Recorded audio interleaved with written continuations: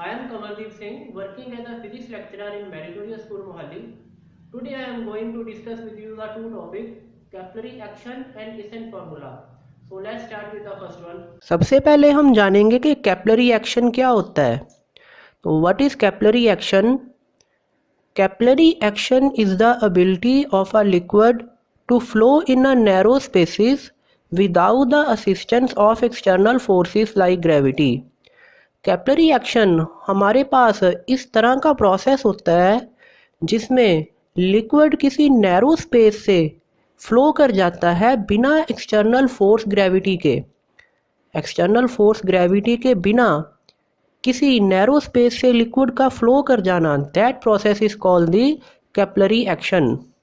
जैसे हम इस फिगर में देख सकते हैं कि हमारे पास किसी कंटेनर में कोई लिक्विड फिल किया हुआ है और हमने उस कंटेनर में एक नैरो ट्यूब रख दी है. ये ऐसी ट्यूब जिसकी विड्थ बहुत कम है. तो हम देखेंगे कि इस ट्यूब के अंदर लिक्विड किसी हाइट तक राइज कर जाएगा. तो इस तरह का प्रोसेस जिसमें किसी नैरो ट्यूब में लिक्विड किसी हाइट तक राइज कर जाए, जब हम ट्यूब को किसी लिक्विड कंटेनर में रखें तो that process is called the capillary action. तो आगे हमें ये समझना पड़ेगा कि ये क्यों होता है, कि व्हाई दिस प्रोसेस हैपन्स. तो for this we need to understand cohesive and adhesive forces. हमें दो फोर्सेस को समझना पड़ेगा अगर हमने इस प्रोसेस को जानना है, and that two forces are cohesive and adhesive. तो first of all we will understand the cohesive force. The force of cohesion is defined as the force of attraction between molecules of the same substance. Cohesive force इस तरह का force होता है जिसमें दो same type के molecules के बीच में अट्रैक्शन फोर्स लगे. मतलब ये एक इस तरह का अट्रैक्शन फोर्स है जो किसी सेम टाइप के मॉलिक्यूल्स के बीच में लगता है. जैसे फिगर में सपोज कि यहाँ पर किसी कंटेनर में हमने वाटर रखा हुआ है किसी बीकर के अंदर, और ये जो ब्लू कलर्स में हमें शो हो रखे हैं that are the molecules of the water. Here it is clearly written that blue here is indicated it is the water molecules. तो इन मॉलिक्यूल्स के बीच में जो अट्रैक्शन फोर्स होएगा that force is called the cohesive force. Same type के molecules के बीच में, जैसे वाटर के दोनों मॉलिक्यूल्स हो जाएं, क्योंकि अगर हम वाटर की बात करें वाटर के मॉलिक्यूल्स की तो वो तो सेम टाइप के हो जाएंगे. तो उनके बीच में जो फोर्स होएगा that is called the cohesive force. तो due to this force water molecules stay close together. यही वो फोर्स होता है जिसके कारण जो वाटर के मॉलिक्यूल्स होते हैं वो एक दूसरे के साथ बंधे रहते हैं. This is the force cohesive one. Next adhesive force क्या होता है? The force of adhesion is defined as the force of attraction between different substances such as glass and water. And due to this force water molecules are attracted and stick to other substances. Cohesive से उल्टा adhesive force हमारे पास इस type का force है जिसमें दो अलग अलग जो हमारे पास मॉलिक्यूल्स होते हैं जो उनके बीच में एक्ट करता है.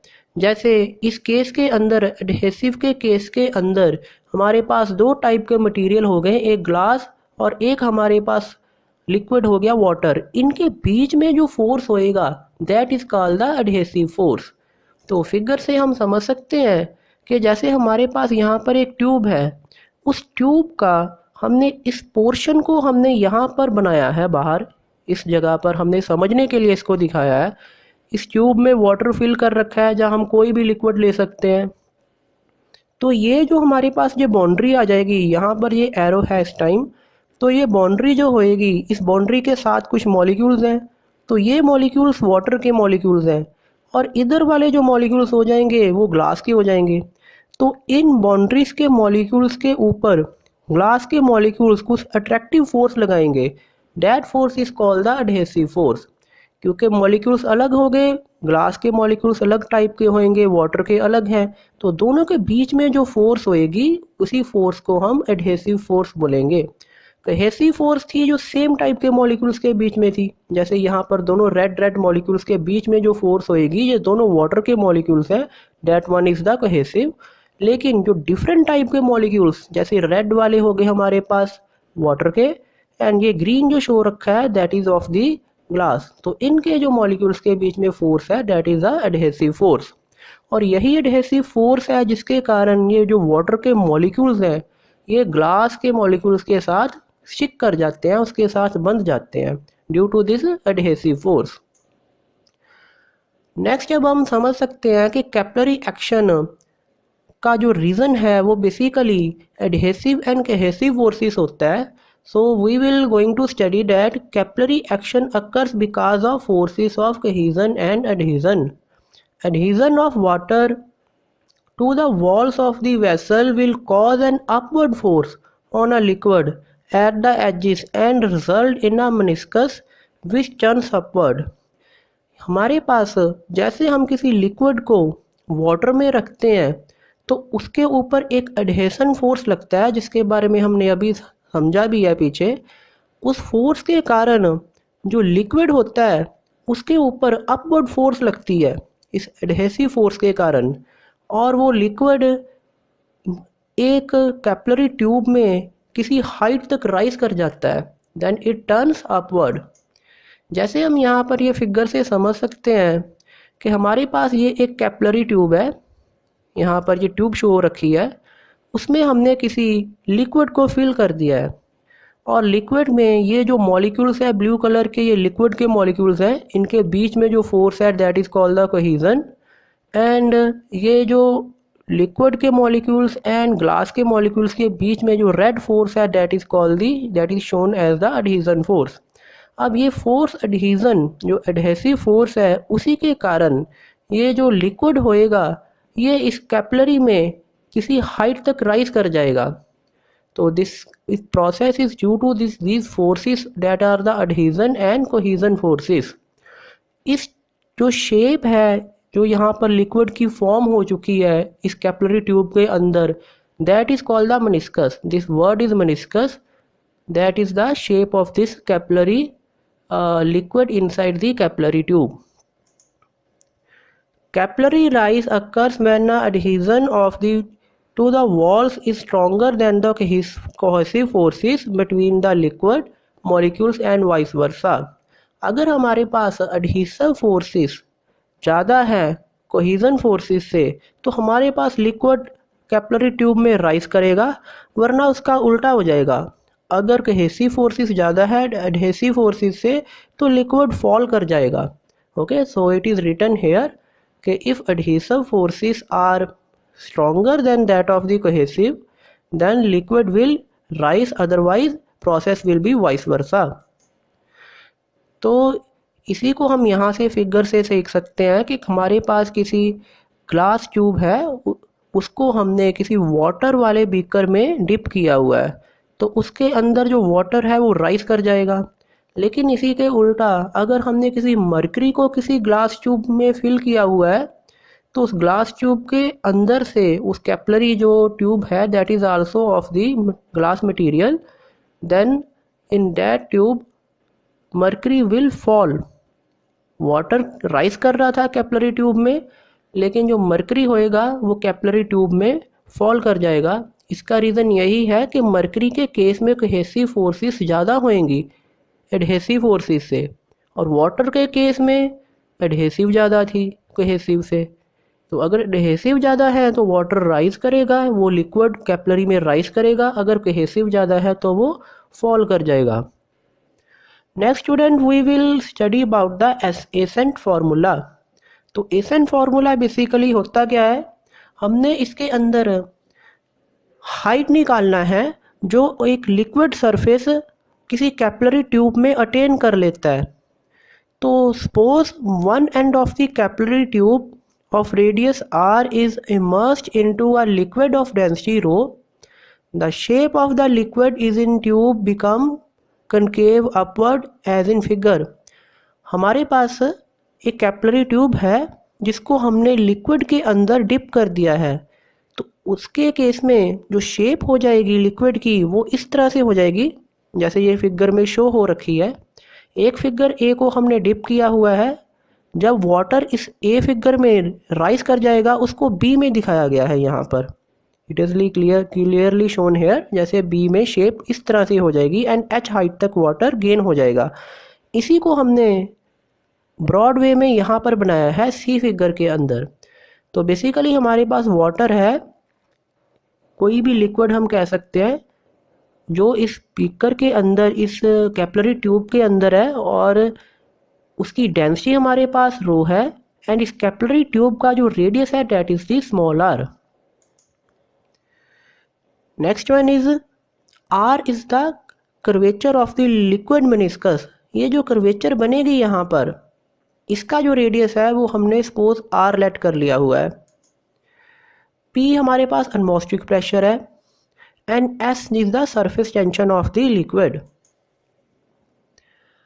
आगे हम ये जानते हैं कि यहाँ पर क्योंकि ये जो ए पॉइंट है ये एटमॉस्फेयर के कांटेक्ट में है, तो यहाँ पर जो प्रेशर होएगा that will be the atmospheric pressure.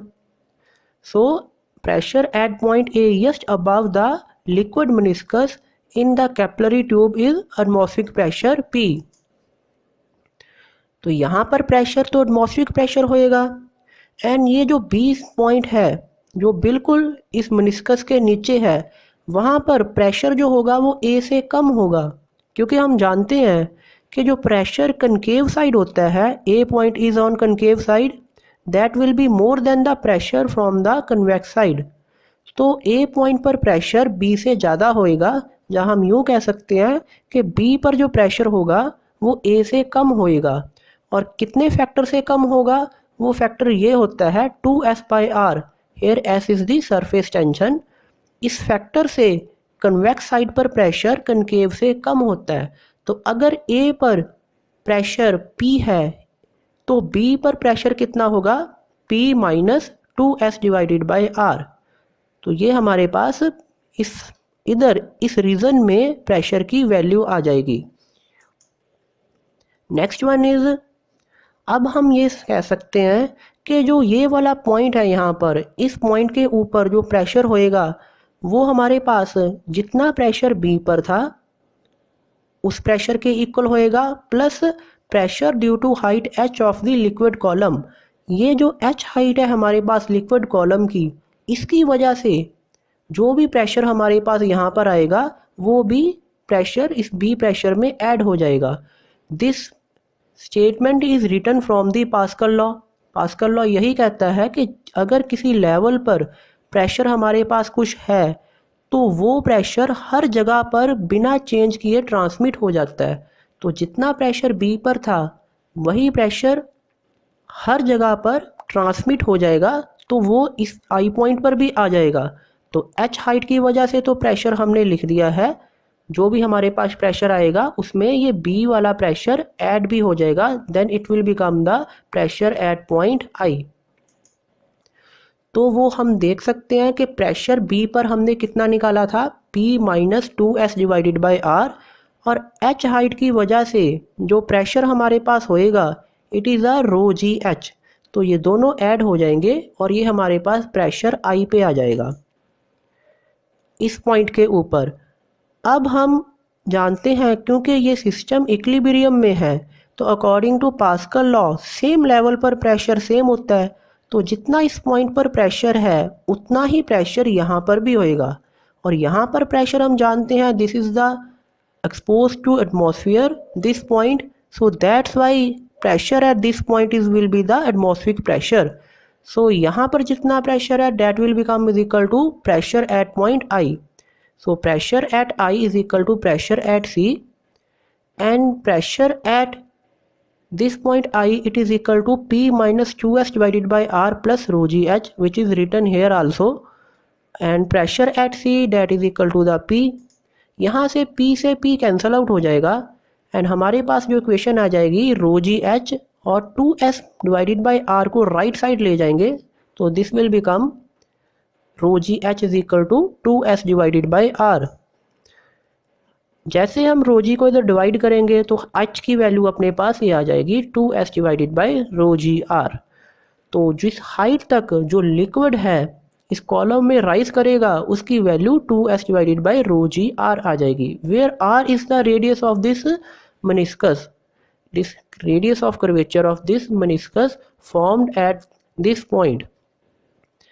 अभी हम इसी फॉर्मूले को कैपलरी के रेडियस जो स्मॉल आर था उसकी टर्म में चेंज करेंगे।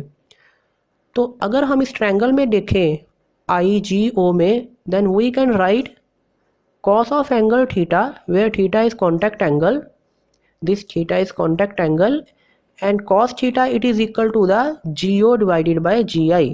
तो GO हमारे पास R है एंड GI अपने पास ग्रेटर R है, तो it will become is equal to small r divided by greater R। Small r here is the radius of this capillary tube. तो यहाँ से अगर हम R निकालें तो ये हमारे पास small r divided by cos theta आ जाएगा। इसी को हम putting this value in equation h is equal to 2s divided by rho G R. तो इसी r को हम यहाँ पर जैसे ही भर देंगे तो हमारे पास h की वैल्यू ये आ जाएगी 2s cos theta divided by rho G R, which is our final answer in term of the radius of the capillary tube, where s is the surface tension, theta is the contact angle, this rho is the density of the liquid, g is gravity, and h is the height up to which the liquid is raised in the capillary tube।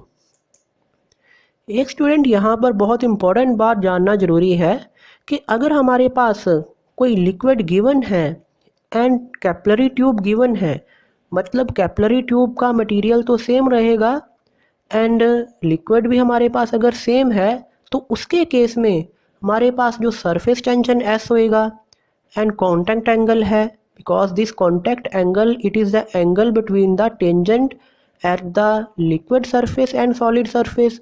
तो liquid and solid surface तो दोनों अगर given है हमें तो उसके case में ये थीटा, सरफेस टेंशन भी, डेंसिटी एंड जी तो पहले ही कांस्टेंट था, ये सारी टर्म्स कांस्टेंट हो जाएगी।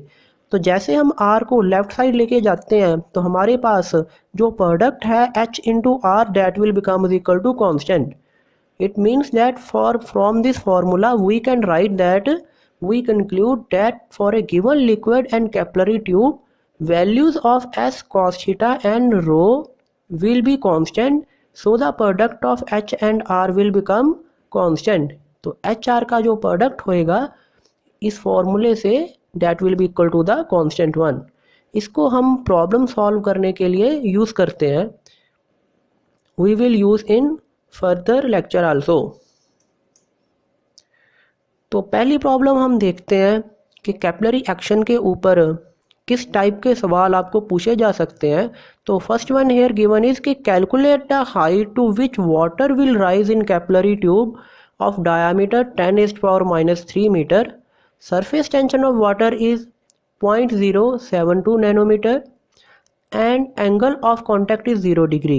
G की वैल्यू जो हम जानते हैं 9.8 मीटर पर second square and density of water is also 1000 kg पर क्यूबिक मीटर।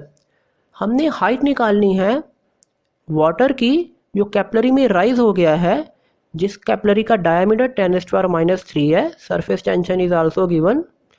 तो इसके केस में it is very simple for question, हम डायरेक्ट फार्मूला अप्लाई कर देंगे। हम जानते हैं कि हाइट है जो कैपिलरी की जो हमारे पास वाटर की कैपिलरी के अंदर that is equal to the 2t cos theta divided by rho G R. तो इसी फॉर्मूले के अंदर हम वैल्यूज़ डाल देंगे। तो जैसे हम वैल्यूज़ डालेंगे तो टी की वैल्यू हमें surface tension is 0.072, contact angle is 0, so cos of angle 0, density is given us to the 1000, तो 1000 हमने डेंसिटी डाल दी, जी की value 9.8 and this is the diameter. तो रेडियस अपने पास इसका हाफ करके आ जाएगा 5 × 10⁻⁻4। तो after solving this we will get 2.94 × 10⁻⁻2 metre. इस हाइट तक हमारे पास जो वाटर है वो कैपिलरी में राइज कर जाएगा अगर हमारे पास ये कंडीशंस गिवन हो। Next question is water rises in a capillary tube to a height of 20 millimeter, how much will the water rise through another capillary tube whose radius is 1/3 of the first tube? हमारे पास किसी capillary tube में water 20 mm तक rise कर गया है, तो हमने बताना है कि अगर हम उस कैपिलरी ट्यूब का रेडियस पहले से 1/3 कर दें तो वो किस हाइट तक पहुंच जाएगा। तो हम फॉर्मूले से जानते हैं कि हाइट का जो एसेंट फॉर्मूले से हाइट का रिजल्ट निकल के आता है, that is 2t cos theta divided by rho G R. We applied in previous question also. तो इस फॉर्मूले से हम जानते हैं कि जो h इंटू आर का प्रोडक्ट होएगा that will be the constant. So from this formula we can say that for the same liquid and capillary of different radii, product of H and R will be constant.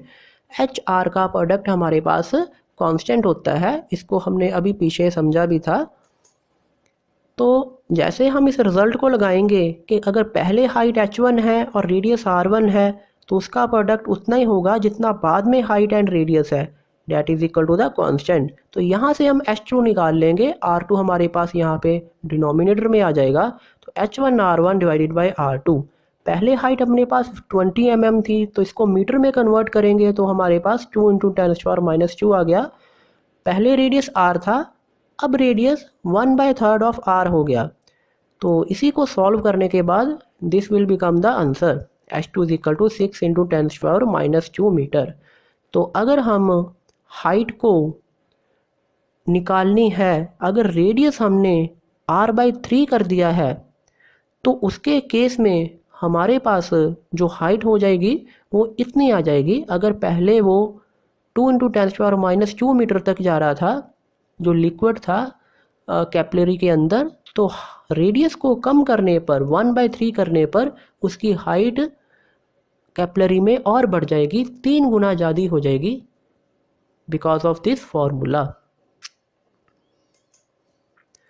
Next is the conceptual question.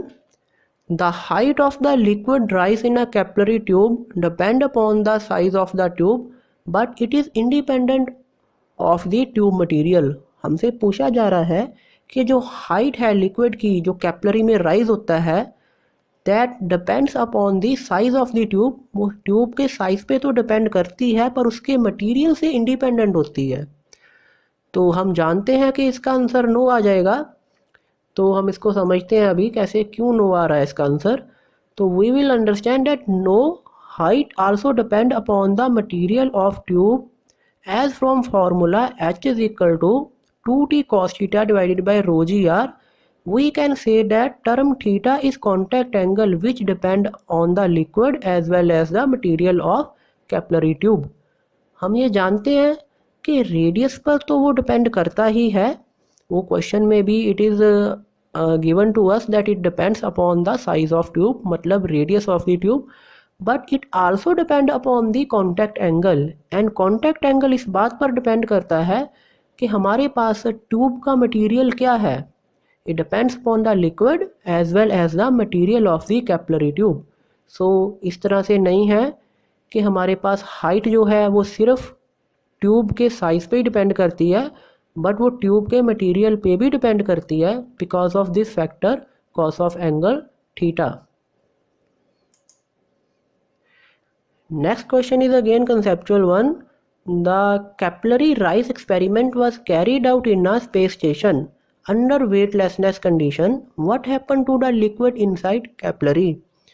हमसे पूछा जा रहा है कि अगर हम capillary rise experiment को किसी इस जगह ऐसी जगह पर करें जहाँ पर ग्रेविटी की वैल्यू 0 है, तो उस केस में हमारे पास जो लिक्विड है वो कैपिलरी में राइज करेगा या नहीं करेगा, या उसका क्या होएगा।